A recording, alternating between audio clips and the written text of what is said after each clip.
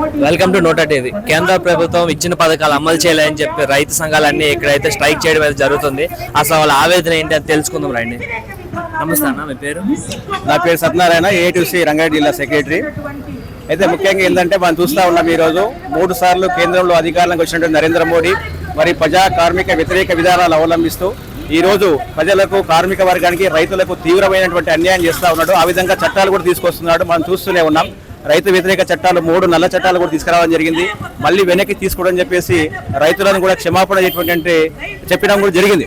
అదేవిధంగా మరి పోరాడి సాధించుకున్నటువంటి 44 రకాల చట్టాలను కూడా ఈరోజు నరేంద్ర మోడీ పెట్టుబడిదారు వర్గానికి కొమ్ము కాస్తూ వాళ్లకు అనుకూలంగా మరి చట్టాలను మరుస్తూ మరి 44 రకాల చట్టాలను 4 కోళ్లుగా చేసి కార్మిక వర్గాన్ని కూడా తీవ్రమైనటువంటి అన్యాయం చేశాడు. అయితే రైతులకు సంబంధించినటువంటి ఏది ఉందో, రైతులకు గిట్టుబాటు ధర కావాల్సిందే, రైతులు పండిన పంటకు న్యాయంగా ధర కావాల్సిందే, మార్కెట్లో ఉండాలి అని చెప్పేసి ఆల్రెడీ స్వామినాథన్ కమిషన్ సిఫారసులు ఉన్నాయి. ఆ సిఫారసులను ఎన్నికల ముందు అమలు చేస్తామని చెప్పేసి ఈ రోజు అధికారంలోకి వచ్చిన నరేంద్ర మోడీ మనందరూ కూడా తెలిసిన విషయమే. కానీ అలాంటి సిఫారసులన్నీ కూడా పక్కన పెట్టేసి మరి రైతుల కోసము విద్యుత్ బిల్లు కావచ్చు, తర్వాత ఇతరత్ర బిల్లులు కావచ్చు, అన్ని కూడా తీసుకురావడం జరిగింది. రైతులకు చాలా తీవ్రమైనటువంటి అన్యాయం. అదేవిధంగా అంతర్జాతీయటువంటి మార్కెట్ లోపల క్రూడ్ ఆయిల్ ధరలన్నీ కూడా తగ్గుతా ఉన్నాయి. రోజు తగ్గుతున్నా కూడా భారతదేశం లోపల పెట్రోల్ ధరలు, డీజిల్ ధరలు, మరి అదేవిధంగా గ్యాస్ ధరలు, అంటే ఇదంతా కూడా సామాన్య మానవులందరూ కూడా, రైతులు కావచ్చు, సామాన్య మానవులు కావచ్చు, కార్మిక వర్గం కావచ్చు, వీళ్ళందరూ కూడా నిత్యావసర వస్తువులే, పెట్రోల్ కావచ్చు, గ్యాస్ కావచ్చు, మిగతా కూడా ఇవన్నీ పెరుగుతున్నాయి. కానీ అంతర్జాతీయ మార్కెట్లో కూరగాయల దగ్గర తగ్గుతున్నాయి. దానికి అనుగుణంగా ఉండాలి. అదేవిధంగా ఈ రోజు మరి ప్రజలంతా కూడా కొనుగోలు శక్తి అంతా తగ్గుతా ఉంది. ఎందుకోసం తగ్గుతా ఉంది? ఈ రోజు ధరలన్నీ కూడా పెరుగుతా ఉన్నాయి, ఆకాశాన్ని అంటుతా ఉన్నాయి. మేమేమంటున్నాం?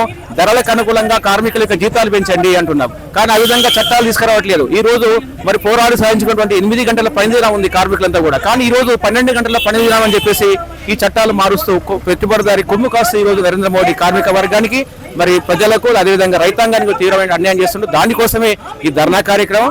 భవిష్యత్తులో కూడా ఇలాంటి ధర్నాలు, అదేవిధంగా సమరశీల పోరాటాలు ఉంటాయి. కేంద్ర ప్రభుత్వానికి వ్యతిరేకంగానే ఈ రోజు ధర్నా చేస్తాం. అదేవిధంగా దేశవ్యాప్త సమ్మెలు కూడా చేసినాం. దాని ద్వారానే ప్రభుత్వమే ప్రకటించింది దాదాపు 25,000 కోట్ల నష్టం జరిగిందని చెప్పేసి.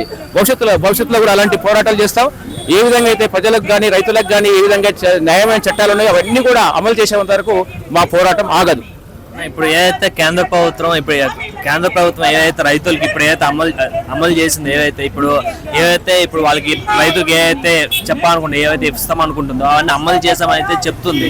ఇప్పుడు మీరు దానికి ఏమంటున్నారు? ఇప్పుడు బీజేపీ అయితే చెప్తున్నారు కదా, మేము ఇచ్చిన పథకాలన్నీ అమలు చేసామైతే చెప్తున్నారు. ఓకే, ఇప్పుడు మనం చూస్తూ ఉన్నాం, నరేంద్ర మోడీ దాదాపుగా 10 సంవత్సరాలు కంప్లీట్ చేసుకొని 3వసారి కూడా వచ్చిండు. అంటే 11వ సంవత్సరం నడుస్తూ ఉన్నది, మీకే తెలుసు. అవి పేపర్ల వరకు మాత్రమే ఉన్నాయి. ఈ రోజు మీరు కింది స్థాయికి రండి. కింది స్థాయిలో రైతులను ఎవరిని కదిలించినా ఈ రోజు కన్నీటి పర్యమే. ఈ రోజు మరి రైతులు పండించినటువంటి పంటకు మార్కెట్లో గిట్టుబాటు ధరలు లేవు. మరి రైతులు ఎందుకు ఆత్మహత్యలు చేసుకుంటున్నారు? ఈరోజు ప్రభుత్వం చెప్తా ఉంది, మేము రైతులకు న్యాయం చేస్తున్నాం, రైతులకు న్యాయమైన చట్టాలు తీసుకొస్తున్నాం. అంటే ఈ రోజు నిమిషానికి దేశంలో 45 మంది ఈ రోజు రైతులు ఆత్మహత్య చేసుకుంటున్నారు. ఎందుకోసం చేసుకుంటున్నారు? ఈ రోజు బ్యాంకుల్లో కనీసము రుణం తీసుకొని పంటలు చేసుకున్న ఆ రుణాన్ని ముక్కుపిండి వసూలు చేస్తూ ఉన్నారు. అదేవిధంగా దేశంలో పెట్టుబడిదారులు, బడాబాబులంతా కూడా దాదాపు 1000 కోట్లన్నీ కూడా లూటీ చేసుకొని బయట దేశాలలో విలాసమైన జీవితం గడుపుతా ఉన్నారు. మనకందరూ తెలిసిన విషయమే. మొన్నటికి మొన్న కార్పొరేట్ శక్తులకు దాదాపు 14 లక్షల కోట్ల రూపాయలు మాఫీ చేసింది. కానీ రైతులకు మాత్రం తీసుకున్న 30,000, 40,000, 10,000 కూడా మాఫీ చేయలేకపోవడం ఎంత దుర్మార్గమైన పరిస్థితి. ఈ రోజు రైతులు బతికేటువంటి పరిస్థితి లేదు. రైతుల్లో పండించిన పంటలకు మార్కెట్లో ధరలు లేవు. కానీ రైతు కొనాలనుకుంటే అదే ధరలన్నీ కూడా విపరీతంగా పెరిగిపోతా ఉన్నాయి. ఆ విధంగా రైతులకు ఎక్కడ న్యాయం జరుగుతుంది? ఇక్కడ వాళ్ళ చట్టాలన్నీ కూడా ఎక్కడ అనుకూలంగా ఉన్నాయి? చట్టాలు ఒకవేళ అనుకూలంగా ఉంటే రోడ్లపైకి వచ్చి రైతులు ఎందుకు ధర్నా చేస్తారు? ఓకే అన్న, ఇప్పుడు నేను మీకు ఒక క్వశ్చన్ అయితే అడగబోతున్నా. ఏదంటే రైతుల కోసం అయితే ధర్నా మీరు చేశారు కదా, ఇప్పుడు ఈ ధర్నా ఏదైతే చేపట్టారో, ఇప్పుడు సబ్ డివిజన్ అంటారు, మీకు తెలుసు కదా, ఒక భూమి లోపల కొంత భాగం కొనుక్కుంటే దాన్ని ఇచ్చేస్తాను చెప్పి రైతులకి ఇప్పుడు ప్రజెంట్ ఊర్లో అయినా సరే, ఎక్కడైనా సరే సబ్ డివిజన్తో ఇష్యూ అవుతుంది. ఏదంటే ఒక జాగాను కొలవాలంటే ఎంఆర్ఓ ఆఫీసు లోపల ఏంటంటే మేము కొలవమని చెప్తున్నారు. ఇప్పుడు వాళ్ళకంటే ఇప్పుడు రైతులు ఏం చేయాలో తెలుస్తారు, అంటే ఎంతవరకు వాళ్ళ భూమి ఉందో తెలుస్తలేదు. ఇప్పుడు ఎంతవరకు వాళ్ళ భూమిని తెలియనప్పుడు వాళ్ళు ఏం చేస్తారు? గవర్నమెంట్కి వెళ్ళి కనుక్కుంటారు. ఏదని? ఎంఆర్ఓ ఆఫీస్ దగ్గరికి వెళ్ళి వాళ్ళు మేము చెయ్యము, పూర్తిగా మొత్తం జాగా అయితే చేస్తాం, లేదు సబ్ డివిజన్ లెక్క అయితే మేము ఏదైతే కొలతలు తీసుకోమని చెప్తున్నారో దానికోసం మీరు చెప్పాలనుకోవట్లేదు. అంటే రైతుల కోసం మీరు ఏదైతే ధర్నా చేస్తున్నారో వాళ్ళు కూడా ఇది కూడా ప్రాబ్లం ఉంది. వాళ్ళకి ఇలా కూడా మీరు అండగా నించోవచ్చు కదా. ఇప్పుడు ధర్నా ఏదైతే చేస్తున్నారో గవర్నమెంట్ ఎట్లా పట్టించుకోవాలి, సబ్ డివిజన్ బట్టి కూడా చాలా మంది రైతులకి ఏంటంటే సబ్ డివిజన్ ఇష్యూస్ చాలా ఉన్నాయి ఊర్ల లోపల కానీ లేదంటే బయట కానీ, వాటి కోసం కూడా మీరు నించోవచ్చు కదా. ఇప్పుడు అదే అండి రైతుల కోసం దాంట్లోనే భాగంగానే రైతుల కోసం ధర్నా కూడా ఇది. దాదాపుగా గతంలో ఏంటంటే ఉమ్మడి కుటుంబాలు ఉమ్మడి కమతాలు ఉండేటివి భవిష్యత్తు అంటే ముందు పూర్వం అంతా కూడా ఆ విధంగా ఉండేది వ్యవస్థ అంతా కూడా. ఈ రోజు అన్ని కూడా కుటుంబ వ్యవస్థ కూడా మనకి ఎక్కడక్కడ విడిపోతుంది కాబట్టి వాళ్ళ కమతాలన్నీ కూడా డివైడ్ చేసుకుంటా ఉన్నారు. అంటే ఈ రోజు ప్రభుత్వ పథకాలన్నీ అందరూ కూడా ఈ రోజు మరి వాళ్ళు పండించిన పంటలు కావచ్చు అవన్నీ కూడా వాటర్ లేక నీళ్లు లేక సరిగ్గా వర్షాలు లేక మన భారతదేశం అంతా కూడా చూస్తూ ఉంటాం. వస్తే అతివృష్టి లేదంటే అనావృష్టి. అంటే వస్తే వర్షాలన్నీ కూడా వచ్చి పంటలన్నీ కొట్టుకుపోతాయి, వర్షాలు పడకన్నీ కూడా పంటలన్నీ నష్టపోతాయి. రైతులు అదే కదా దుస్థితి. మరి ఈ భూములు ఏతున్నాయో ఆ భూములన్నీ కూడా పకడ్బందీగా ఉండాలి. మరి చట్టాలు ఉన్నాయి ఆల్రెడీ భూ చట్ట సేకరణ అయితే 1971 ఏతుందో దాని చట్ట ప్రకారం అయితే రికార్డు పరంగా ROR ఏతుందో దాని ప్రకారంగా రికార్డబుల్ ఉండవలసిందే. ఆ రికార్డబుల్ ఉంటేనే ఈరోజు ప్రభుత్వ పథకాలు అంతా కాస్త కూస్తో అయినా కానీ కనీసం ఆ సబ్సిడీలన్నీ కూడా వస్తున్నాయి. కాబట్టి దాంట్లో సర్వేలో భాగంగానే ఈ రోజు ఏ MRO ఆఫీస్కి పోయినా కానీ రైతులంతా కూడా మరి వాళ్ళు చాలానే కట్టేసి మీ సేవలో చాలానే కట్టేసి దాదాపు నెలల తరబడి తిరుగుతా ఉన్నారు, చెప్పులతో ఎర్రిపోయలు తిరుగుతున్నారు. కానీ అక్కడ ఉన్నటువంటి అధికారులు కూడా పట్టించుకోవట్లేదు. అంటే రైతు ఆవేదన, రైతు యొక్క ఏదో అతని యొక్క ఆవేశం కానీ ఆవేదన కానీ ఆక్రందన ఎవ్వరు కూడా ఈ రోజు ప్రభుత్వ అధికారులు పట్టించుకోవట్లేదు, ప్రభుత్వాలు కూడా పట్టించుకోవట్లేదు. దానికోసమే ఈ రోజు రోడ్లపైకి వచ్చి ధర్నాలు చేయడం జరుగుతూ ఉంది. కాదన్న, ఇప్పుడు రైతులు అనేది ఏంటంటే పంట పండిస్తా అని చెప్పి పంట పండించడానికి కూడా కష్టం అవుతుంది అన్నప్పుడు ఫస్ట్ పంట వేయాలంటే భూమి అనేది కరెక్ట్గా ఉండాలి. అంటే వాళ్ళ భూమి ఎంతో వాళ్ళకి ముందు తెలిసి ఉండాలి ఎంతవరకు పంట వేయాలని చెప్పేసి. ఆ భూమి కొలత అడిగితేనే గవర్నమెంట్ ఒప్పుకోవట్లేదు, MRO ఆఫీస్ దగ్గర తిప్పిస్తాం మేము చేయమని చెప్తున్నారు. అంటే సబ్ డివిజన్ అనేది మేము చేయమని చెప్తున్నాం, పూర్తిగా అయితే మేము చేస్తాం లేదు సబ్ డివిజన్ చేయని అంటున్నారు. దానికోసం మేము నించోవచ్చు కదా. అంటే ఇప్పుడు ఉన్న ప్రెజెంట్ ఏంటంటే అది స్టేట్ ఇష్యూ. ఇప్పుడు ఏదైతే ఇప్పుడు MRO ఆఫీస్ ఏమంటే మన స్టేట్ కింద వస్తుంది, మన స్టేట్ ఇష్యూతో కూడా మేము మాట్లాడొచ్చు కదా. స్టేట్ గురించి మాట్లాడాలి అంటే డైరెక్ట్ సెంట్రల్ దాకా మీరు వెళ్ళిపోయారు, కానీ ముందు మన స్టేట్ లో ఉన్న ఇష్యూని అయితే పట్టించుకోకుండా డైరెక్ట్ సెంట్రల్ దాకా వెళ్ళడం ఎంతవరకు న్యాయమని. ఓకే, దీంట్లో ఏంటంటే తెలంగాణ ప్రభుత్వం వచ్చిన తర్వాత స్పెషల్ గా ధరణి అని చెప్పేసి ఒకటి తీసుకురావడం జరిగింది. ఆ ధరణిలో ఎన్ని లోపాలు ఉన్నాయో మనమే చూసినాం. తర్వాత మనకే అర్థమైపోయింది. అంటే ఈ ధరణిని కూడా మా రైతు కార్మిక సంఘాలన్నీ కూడా ప్రభుత్వానికి ఎన్నోసార్లు మొరబెట్టుకున్నాయి. ఇది సిస్టమ్ కాదు, ఈ విధంగా ఉండకూడదని చెప్పేసి ఎన్నోసార్లు సిస్టంలో మొరబెట్టుకున్న గత ప్రభుత్వం కూడా పెళ్లి పెట్టింది.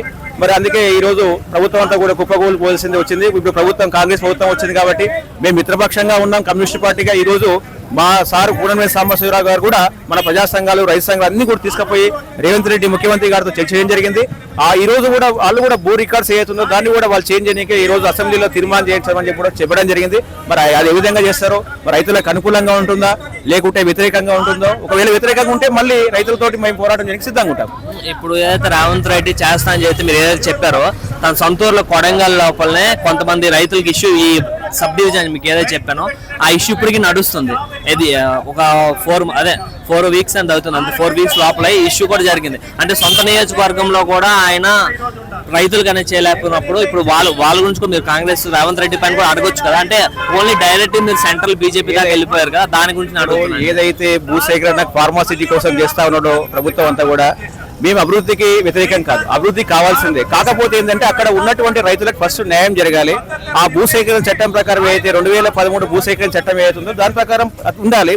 అసలు యాక్చువల్ గా ఇప్పుడు జరిగేది ఏంటంటే భూసేకరణ అభిప్రాయం సేకరణ మాత్రం జరుగుతుంది. అంటే అభిప్రాయ సేకరణ అంటే భూమి కోల్పోతున్న రైతులకు ఈ రోజు కలెక్టర్ వెళ్ళి అభిప్రాయ సేకరణ అంటే ఇక్కడ ఫార్మాసిటీ మీకు కావాలా లేదా మీరు నష్టపోయిన దానికి ఇంకేమైనా కావాలా ప్రభుత్వం నుంచి ఏం కావాలని చెప్పేసి ఓన్లీ వాళ్ళని అడగనికే మాత్రమే అభిప్రాయం ప్రకారం పోయింది తప్ప కానీ అక్కడ ఏమీ లేదు. కాకపోతే రైతు నేను ఫార్మా కోసం నేను మాట్లాడలేను, అంటే రైతుల కోసం అని చెప్పి నేను సబ్ డివిజన్ ఏదైతే మీరు జాగాల కోసం ఇప్పుడు పంట వేయాలంటే ముందు జాగా అంటే ప్లేస్ కావాలి. ఏదైతే నీకు ప్లేస్ లోపల మనకి ఎంతవరకు పంట వేస్తున్నామో ఆ ప్లేస్ అనేది మనకు ముందు తెలుసు, మన జాగా ఎంత ఉందని మనకు తెలియాలి. ముందు మన ప్లేస్ మనం వేసుకుని పక్కోటి జాగాలో వేసుకోలేం పంట. మన జాగా మనం పంట వేసుకోన్నప్పుడు ఆ ఎంత జాగా ఉందో కొలవం అంటే గవర్నమెంట్ కొలుస్తా లేదు, మేము సబ్ డివిజన్స్ కొలము అంటున్నారు. ఇప్పుడు నేను దాని గురించి అంటున్నా. ఇప్పుడు రేవంత్ రెడ్డి దానిపైన కూడా మాట్లాడచ్చు మీరు. ఇప్పుడు ప్రెజెంట్ ఉన్నది కాంగ్రెస్ ప్రభుత్వం కాబట్టి దానికోసం కూడా మీరు మాట్లాడొచ్చు కదా. నేను అదే చెప్తున్నా. మొన్న మా వాళ్ళంతా కూడా మా స్టేట్ కమిటీ రైతు సంఘం కావచ్చు, కార్మిక సంఘాలు కావచ్చు, మా నాయకుడు కూనమనేని సాంబశివరావు కావచ్చు, అందరూ కూడా వెళ్ళి దాదాపుగా 2 గంటల సేపు ముఖ్యమంత్రి గారు టైం ఇచ్చారు. వాళ్ళందరూ కూడా వివరించారు టోటల్ గా రైతు సమస్యల గురించి కావచ్చు, కార్మిక సమస్యల గురించి కావచ్చు, తర్వాత మిగతా ప్రజలు ఎదుర్కొన్నటువంటి సమస్యలు కావచ్చు, పేదలకు ఇండ్ల సమస్యలు కావచ్చు, ఇవన్నీ కూడా. అయితే ఆయన కూడా ఏంటంటే అన్ని అధికారులను కూర్చోబెట్టుకొని దానిపైన ఒకటి నేను కూడా దాని మీద స్టడీ చేసి దాన్ని భవిష్యత్తులో ఏం చేయాలని చెప్పేసి కూడా ఆయన చేస్తున్నాడు. అది సంతోషదాయకమే.